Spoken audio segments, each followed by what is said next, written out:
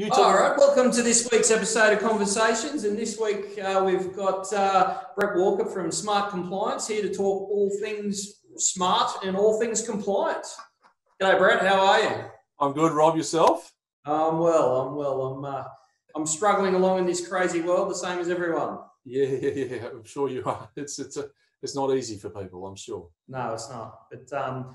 But mate, I guess to say the last few years in financial services has been sort of crazy would probably be an understatement. What would your observations as a compliance practitioner be in regards to all the changes that have happened and the impacts that they've had? Yeah, okay. Look, my high-level view is this. I reckon we've got too many regulators, okay? So they've gone over the top with a number of regulators. A lot of what's been put on the books is pretty misguided. That is, I think they're looking at the wrong things. Tax Practitioners Board being a classic case. But I also think it's really there's a very over-legalistic approach to all this. That is I think most people would accept a lot of what's produced is highly complex in terms of interpretation and figuring out how to fit it into a business.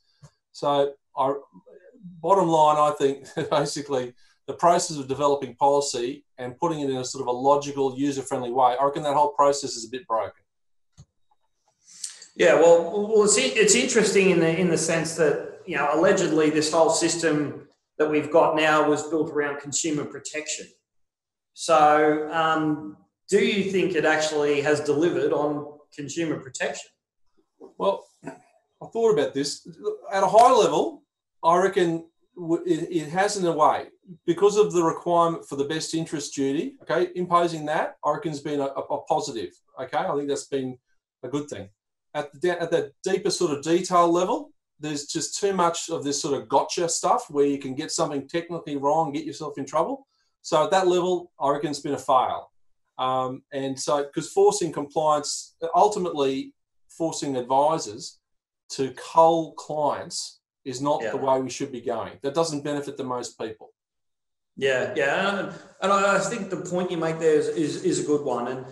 And with FOFA, and I know the best interest duty was sort of a bit of a controversial topic when they brought it in, and there was arguments to and fro and blah, blah, blah.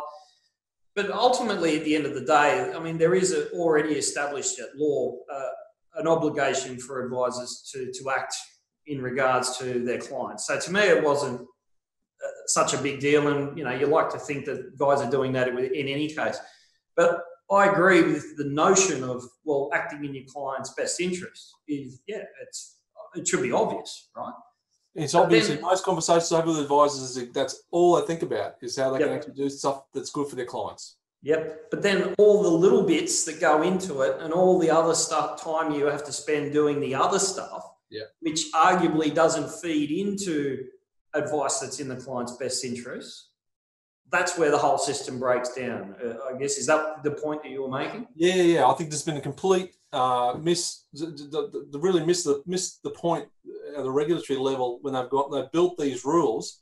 They've sort of built a really clear case for best interest, just to remind people in a sense that's what the law says you've got to do.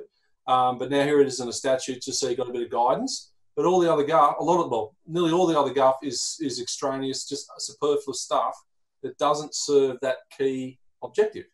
The key objective is the client in a better position? Is this helping the client? And we'll talk about stuff as we go through this chat, I suppose. But there's a few things that are obviously particularly pointless that don't serve that purpose. Yeah, and that's obviously, that sort of thing feeds into the complexity of delivering advice, which then feeds into the cost. Yes. So it gets back to, ASIC as a regulator likes to focus on cost. It gets back to, if you're getting the same thing for more money, well, it's not necessarily in the client's best interest. If we can deliver that service to them at a much lower cost, surely that's got to be a good thing. I agree. And the funny thing that I saw only a week or so ago was one of the leaders of the ASIC telling a Senate committee that they're struggling to understand this argument being put by the industry about there being too many costs imposed on advisors to deliver affordable advice to consumers. Well, I think if you care to take a deep look at what's imposed on advisors, you can see where the costs are, and a lot of those costs don't need to be there. Yeah, it's, I saw last week that ASIC's engaged some consultants to come in and tell them why this is the problem. And, you know, I'm pretty sure, like everyone else in the industry, if you gave me 12 beers and a steak, I could probably save you a lot of time and money. But I understand they've got their process and they'll go through it. So let's see what they come up with. Yeah, well, they know where I am if they want to get a second opinion. So what are your practical observations on the ground on how advisors are trying to cope with this compliance regime and deliver practical outcomes for their clients? And I'll go on. You mentioned this, that, you know, advisors are culling clients, and to me, that is very upsetting news, because whilst we all do business to get in and make a dollar, one of the things I've always loved about this industry is the fact that you're getting in, you're talking to people, and you can make a difference. And the people that you can make the biggest difference are really the people that need the most help, and, you know, they're starting out. That's the sort of thing. If that is indeed no longer doable, that's got to be a poor thing for everyone. Yeah, look, people talk about this idea of advisor alpha and being, you know, advisors delivering this net benefit to most people who use an advisor, and that's often in the way it's delivered. That alpha is delivered in the way of stopping people from making dumb decisions. So if people are in a position where they're not getting that advice, they're prone to making decisions that aren't in their interest. So anyway, I think the benefit is clear. The way I see advisors sort of trying to deal with all this compliance is there's a couple of different ways that I see them dealing with stuff. They're certainly trying to push the better position aspect of advice to their clients. So look, you know, the best rule of thumb I've got here is to say, if I feel I'm putting you in a better position, I'm sort of meeting my core objective. They've got to talk about you know, the kind of conflicts where they're forced to talk about all sorts of conflicts now. There's uncertainty about that out in the market, about what is to be disclosed and what's not, and how relevant it all is. A lot of templating going on, you know, obviously with documentation to try and minimise time you've got to spend on repetitive tasks. But often also just telling people, look, all this stuff I've got to give you, it's sort of, you know, the core purpose we're delivering here, which is to help you. We're going to give you all this documentation because the government's mandating it. But they're telling you have to have it. Yeah. I guess I always find the inconsistencies around what goes on, and it's not just it's in all facets of life. I always find that interesting. And by way of example, I like the fact that, you know, you'll have one bit of information coming out from ASIC saying you shouldn't use templated SOAs. You know, you shouldn't use cookie cutter approach. And then when you put your compliance hat on and you're reading directions that are coming your way as an RM, they're saying that if you don't have an SOA template, well, you're not fulfilling your obligations and managing your risks. And you sort of say, well, you know, what am I meant to do? Yeah. You can't win. Yeah, which door do I go down? Yeah, this is where the gotcha comes into it too. Yeah, like there's different kinds of messages being sent out to the market, and people are they're sort of looking over the back of their shoulders all the time, thinking, you know, I'm trying to do the right thing here, but I feel as though someone's just waiting to come out of the dark and go, gotcha. Yeah. No, absolutely. Now you mentioned earlier on about conflicts of interest. There's obviously been a lot said about conflicts of interest, and interestingly, Hayne came out and said that, you know, out of the Royal Commission, that he found nothing sort of inherently wrong with vertical integration. What's your view on conflicts of interest and basically how people are treating it as an industry? Yeah, okay. Well, I mean, I'll say all this, preface it by saying the FASI has sort of thrown a cat amongst the pigeons a bit about this, but most people I see are conscious of the fact that where they have a conflict, their obligation is to obviously consider that within the framework of the advice, you know, piece with the client, and to carefully consider whether it's just too great for them to, to deal with their obligations. But to me, nearly all conflicts are dealt with adequately through managing them via a disclosure regime, because it's sort of treating customers like adults to say, well, this is the conflict I have, and therefore you can make a decision whether that's so significant it affects our relationship. And that goes to the core of being a fiduciary anyway. Your core obligation is to disclose the conflicts and to let the client make that call, unless the conflict's so significant. And we all know there are some conflicts that are so significant they must stop you from acting for somebody. But I don't think they're that common in the advice world that I sort of float within anyway. Yeah, well, it gets back to, I guess, and this is where I think a lot of the argument sort of, a lot of the discussion actually goes really towards nonsensical outcomes, where you get people sort of saying that, and it doesn't help when the legislation itself says you should avoid conflicts of interest. Well, everyone's got a conflict of interest. Conflicts of interest are everywhere. Yep. That's how a modern economy works. Yes. The division of labour, that's the whole premise of it. There's a conflict of interest. So these notions, of walking around saying, I'm not conflicted as a financial advisor, which is actually false, by the way. If you charge any sort of fee, you're conflicted. Yep. I don't think those sorts of that sort of rhetoric helps the conversation at all. No, I agree. Look, the hourly rates business, for example, that old sort of chestnut that gets pulled out from time to time. I mean, any profession that focuses on hourly fees as a mark of professionalism has to remember that there's plenty of evidence to show that there are conflicts that arise in that, in pricing yourself that way. Look, it's all, to me, the fiduciary obligation is clear. And the obligation to put your client first is clear, but that doesn't mean a conflict can't exist and be tolerated by a client. They make a value judgment. I think a lot of it's about coming back from this sort of environment where clients are treated like children and actually giving them the capacity to make a value judgment about what the relative importance of a conflict is. Yeah. Yeah, well, and I think you raise an interesting point there. There's a lot of talk about, becoming a profession and all that sort of stuff. But, really, if you actually look at what's going on, you've really got government sort of interfering with commercial transactions between allegedly adults. Yep. They went to wars over this sort of stuff. But look at LIF. LIF mandating commission caps. Well, I don't think that's healthy myself. Yeah, and a lot of the LIF legislation, or the LIF reform, as it was called, it went into the face of what actually happened in the UK. Yeah. I think it was Einstein that said if you do the same thing and expect a different outcome, well, there's a word for that. There is a word for that. But we embraced it as if, we're Australian, we know better, and it'll be different for us. Well, guess what? It hasn't been. No.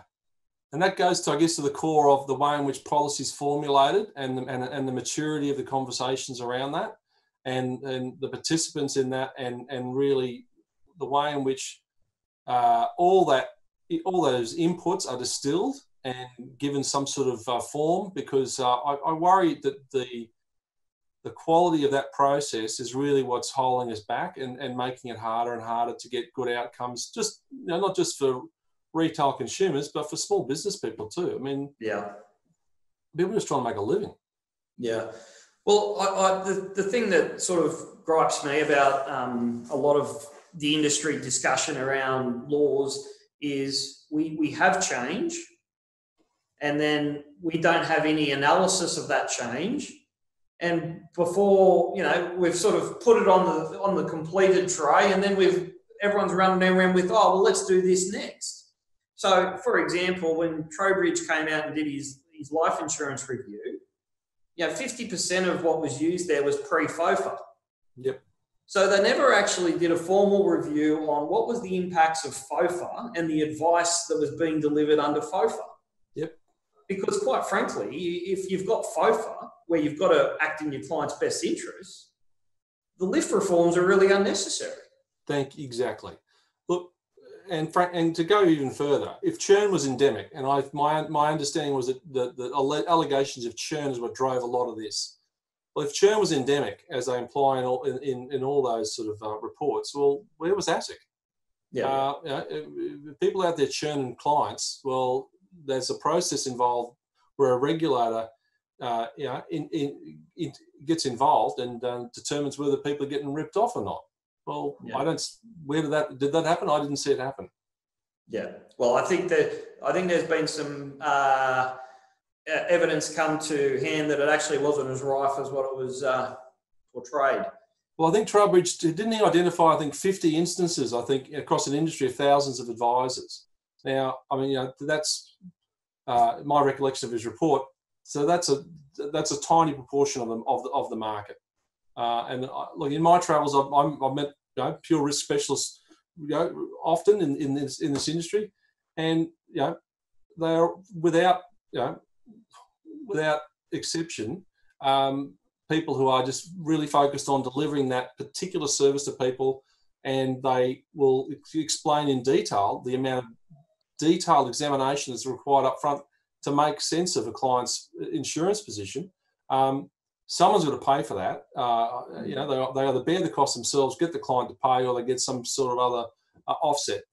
Well, obviously we've seen the outcome. Well, to me, this was just to ensure that I wasn't I probably am a little bit crazy, but just to make sure I wasn't completely crazy, I went back and had a look at some of the articles I wrote during the time.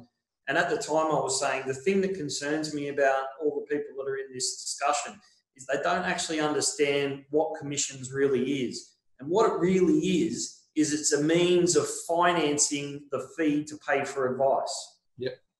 That's effectively what it was. And it's been interesting talking to some of the older guys in the industry. We all started basically through writing insurance.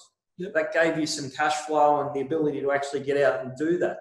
Now, when FOFA changed and they said, you can't have commissions, well, I thought that was reasonable, because if you've got, $100,000 to invest, well, guess what? You've got some money to pay the fee.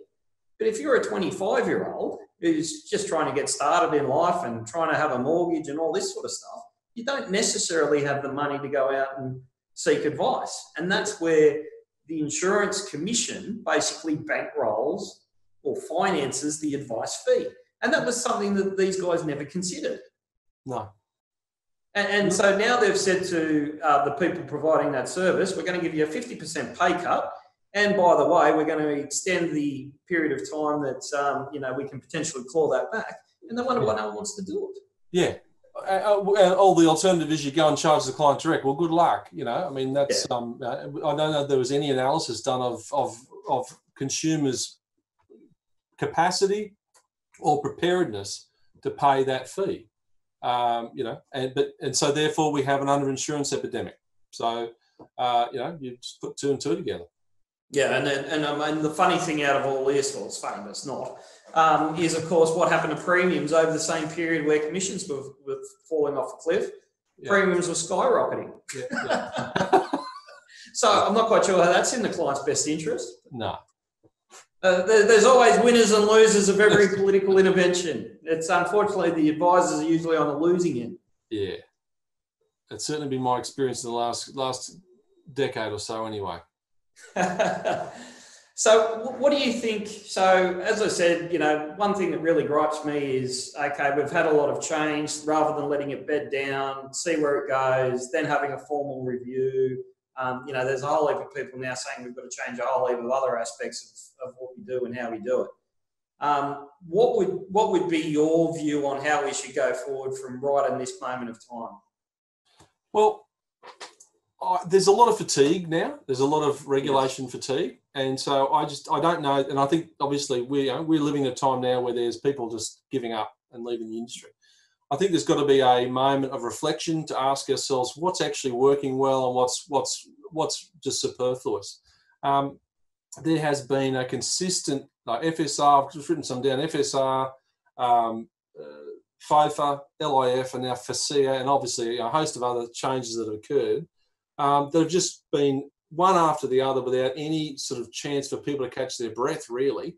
And you wonder, when are we going to have a mature conversation about the sheer extent of it that's ongoing, and ask ourselves what we actually need in this industry. I remember I came to this industry in the early 1990s. I think I told you the other day when we talked initially, there was a handful of obligations. They were all under the auspices of the ASC, as it was known then, that was helping to maintain the quality of advice in the industry. Now, I'm not saying the quality of the industry was exemplary at the time, but I'm struggling to see a substantive difference between the quality then and the quality now, based upon anecdotal observation, but also based upon the stats.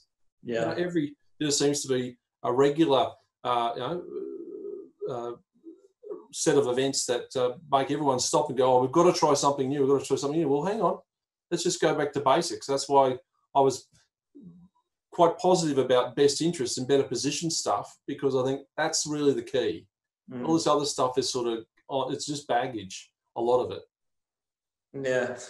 So on that, do you consider what we've got here as an industry, or do you consider it as a profession?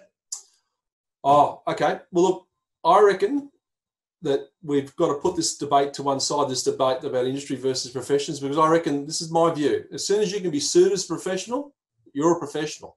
Yeah. And, as soon as you're obliged to hold professional indemnity insurance, you're a professional. There's certainly an industry, but the industry is made up of thousands of different professionals with different kinds of expertise provided to people. I was just thinking before, like retirement income strategy, Centrelink, aged care, just simple examples. Most retail consumers wouldn't know where to start. Yeah. They seek the expertise of somebody. They seek a fiduciary, hopefully, who's someone who'll take care of them. I think the debate's done. You're a profession. So how does the code of ethics fit into all of that? And what needs to happen to the code of ethics moving forward? I mean, obviously, I find it interesting that you can have standard 3 saying, you can't give advice where you have a conflict of interest, and then the explanatory memorandum then goes on to say that, well, actually, we didn't actually really mean that. This is what we meant. I don't want to be the first dude standing in court saying, "Oh, well, Your Honour, this is what they actually meant." What's your thoughts on the code of ethics, where it's at, and what needs to happen? Oh, well, it's early days. I get asked several times a week by people about what particular standards mean and to particular scenarios. And I mean, you do your best to try and interpret it for people, but there's still a lot of uncertainty, Rob, about what it all is going to mean, because we still don't know what this new disciplinary body is going to look like. They'll be the ones interpreting it. I only hope that their approach to it is going to be, more commercially focused and on the realities of the advisor-client relationship. I'm concerned that it won't be, and there'll be another legalistic process to sort of rate the behaviour of people. It's important. You raised this point the other day about informed consent, and and about maybe it being a way in which we can actually get some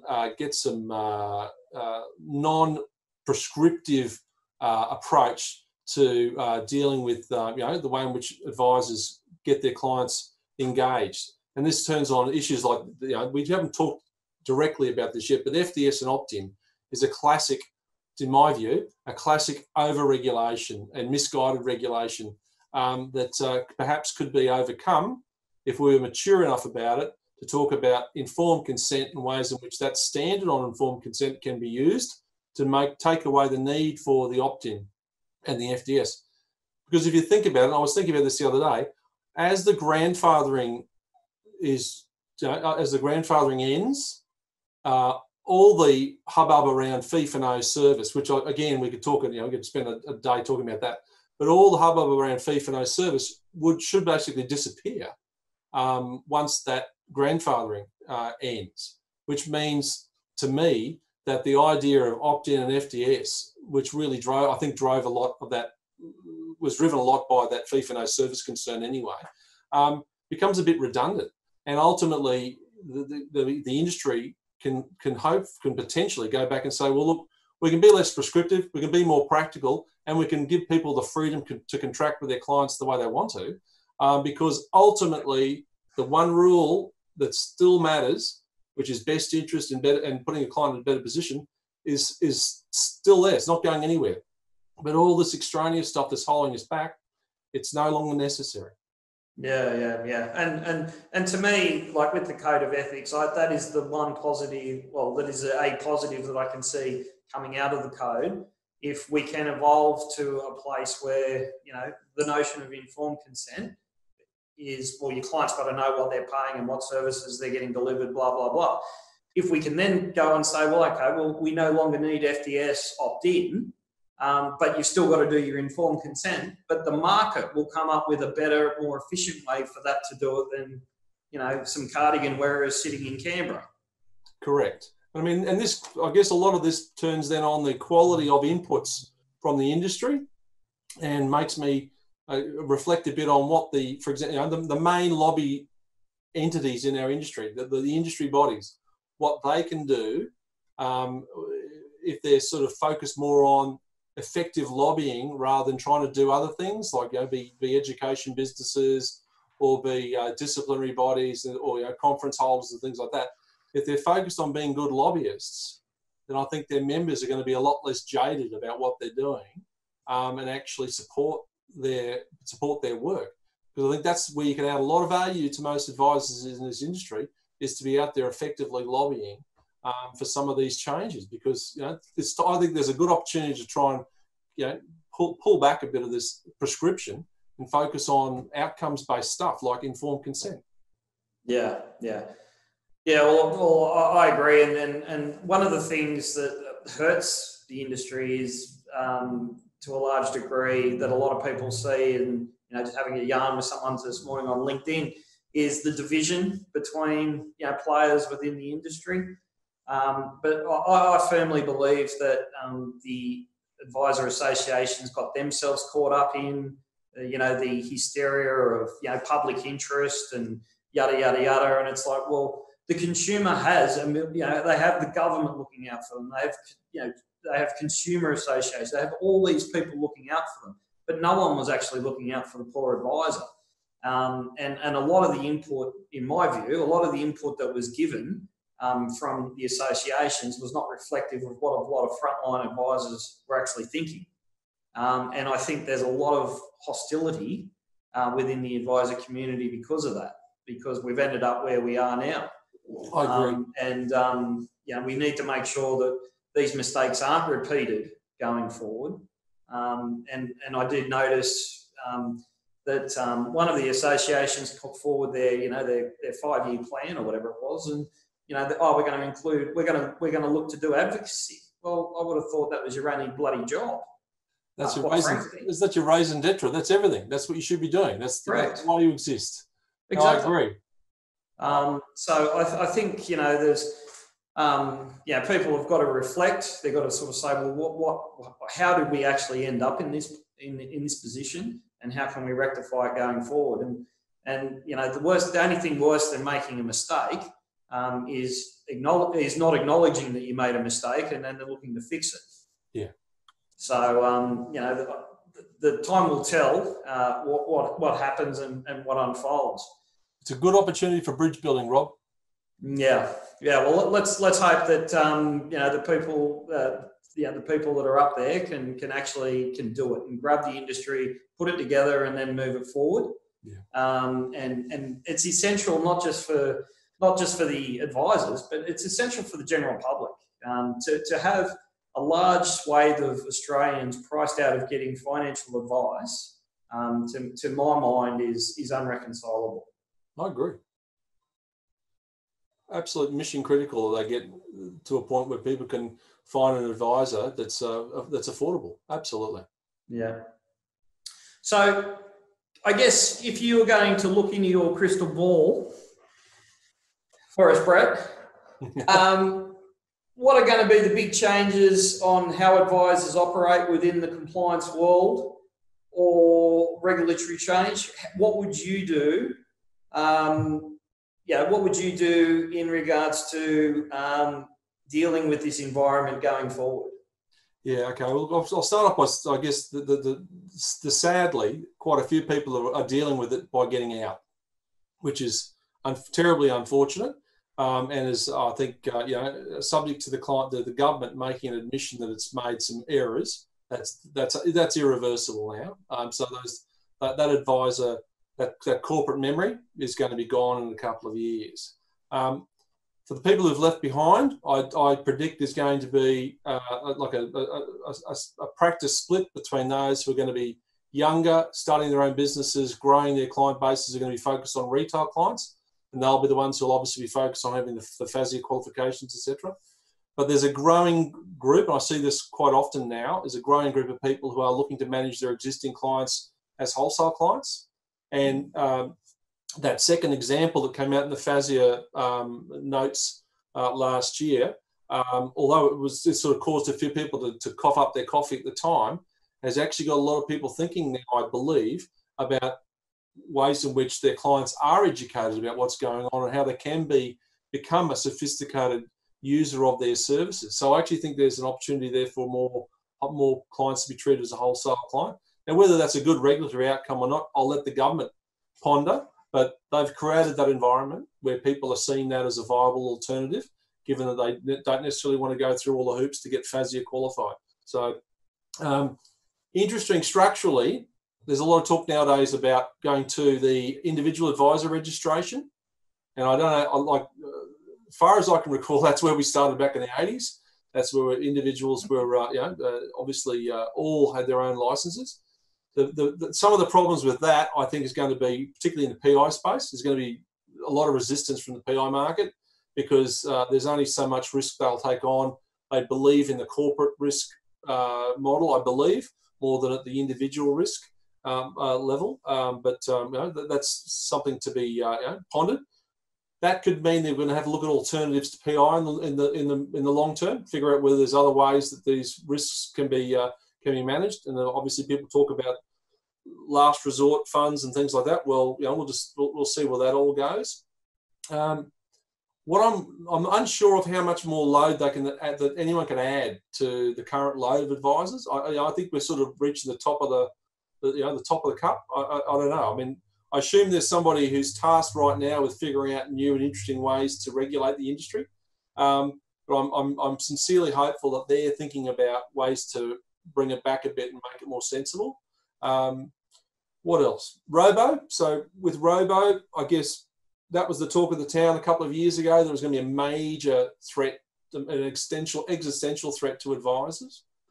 Turns out, I don't know what you think, but I mean, it turns out it's not such a big threat after all. I don't think it's probably going to be a great source of good tools for advisors. I think it was like the remember the year 2000.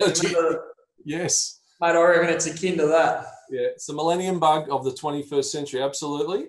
So yeah, look, there's lots of tech. There's always going to be more. There'll be more tech as time goes on, which is fantastic. That's going to make advisors hopefully more efficient. But the thing is, like as this centralised body takes control, the centralised disciplinary body and the centralised qualification systems, as all that takes control, industry bodies, they're going to have to battle for the minds of advisors more because people won't be looking to them for those sort of services or that sort of support. But most importantly, I guess what I'm really hoping is that once those institutions that are currently exiting, once they're gone, and that vertical integration model ceases to be a real issue in the minds of regulators anyway, that we can really focus on best interest and helping the public understand that if you talk to an advisor, they're obliged to act in your best interest, they're going to act in your best interest, and that's a way you can actually get some value in your life from an advisor. But I mean, gee, it'd be nice when there's so many rules. You know, I could list a lot of rules I think are pointless. You could just cut them out. I'd love to live in a world where there was an obligation to remove a rule before you added a rule, because I just think our tendency seems to be to just keep adding them, and that's probably part of the problem we've got here. Is there's no effective review of what's there and a culling of what's deemed to be unworkable, unnecessary, or just illogical. Yeah. I think Kerry Packer was quite voiceful in front of the Senate committee many moons ago, and he sort of said, you know, before you blokes actually are allowed to introduce a new rule, you should actually get rid of one. Yeah. And so it's probably a shame that wasn't done. One of the other things that I guess that sort of bamboozles me about all of the policy discussions that we've had in this industry over the last decade in particular is the notion of unintended consequences. And you touched on the fact that people are looking at becoming, you know, moving clients to wholesale investors. So by definition, the reason they're doing that is because the compliance obligations are less onerous. Correct. Right? But the other side of that is the consumer protections are less. So all of a sudden, we've got this incentive to move clients from a protected retail client, if you will, for the lack of a better term, to an unprotected wholesale client, right? That's the inducement that is now on the table. The other thing I'm seeing a lot of, Brett, and I don't know if you're seeing this as well, is I'm seeing a lot of guys that actually want to move to general advice models. Yep. That's a harder road to travel, given the way in which the debate around general advice is going. But I definitely see a lot of that. That's a growing area. And so this is regulatory arbitrage caused by poor regulation, because you know, the SOA load on people, even the ROA load on people is just immense. And you know, and then when you throw, so that's just getting your advice piece done. Then you throw onto that all the stuff about, you know, fee disclosure statements, opt-ins, and then going from biennial to annual, and you know, it all adds up to rational decisions being made in the environment that's been created by somebody else. Somebody creates an irrational path for me, I'll seek an alternative path. Yeah. Tim Lane put out a report a few months ago now on business valuations, and I hope I'm getting this right, but basically one of the conclusions was that if advisors have got clients paying them $3,000 a year or less, that actually detracts from the value of their business. Truly. Yeah. Now, $3,000 a year, that's not an insignificant amount of money, and that's where you're talking about Middle Australia. That's where you're talking about people that can make you can make a lot of difference. And so if you're getting that sort of metric, that tells me that financial advice is unaffordable, and the consequences for that are far greater than, say, the consequences of some of the financial scandals that we've had, notwithstanding, you know, there've been large amounts of money. I agree. I think you can take all that into account, but it's that broader need, the broader social good of having affordable advice. I completely agree. So you've got to be able to look at, you've got to be able to attend to that. Yeah.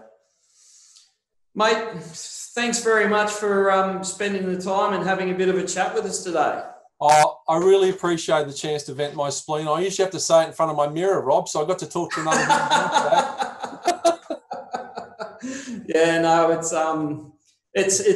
been a rough ride. Look, one thing I do hope though is I do hope we're getting towards, and you mentioned the word regulatory fatigue, and yeah, mate, look at me, I'm a mess. But I do hope that we're finally getting to that point where we can say, okay, it is what it is. Let's bed it down. Let's get used to it. Hopefully, we can do some tweaking that's positive. Yeah. But you know what I really think people really need is they need the chance just to catch breath.